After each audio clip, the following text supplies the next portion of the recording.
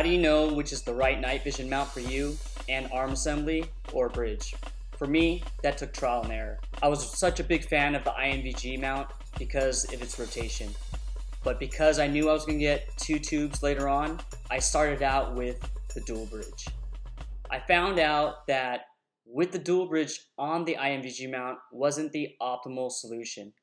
When you're running 2 tubes on the INVG mount, it defeats the purpose of the INVG mount. The INVG mount was designed for a single tube closer to your helmet, which is more stable position for a single tube when you're moving. As you can see, when you flip it up, even with the dual bridge assembly being able to fold back, it is still pushed forward in the helmet, which can throw you a little bit off balance.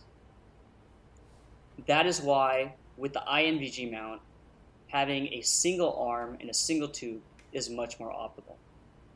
As you can see here with the INVG mount and a single arm for your monotube, when you rotate it as it's meant to perform, it's closer to the helmet, which is a much more stable platform for a monocular. This is the optimal solution that I found when I was running a single tube. But I wanted the option to run a dual tube in a more stable platform.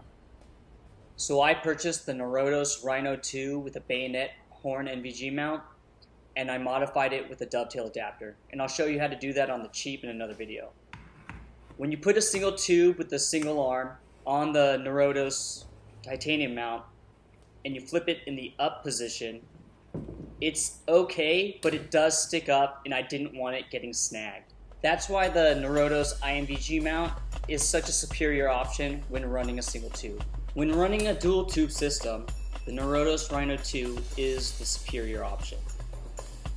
That is if you have a bridge that does fold back.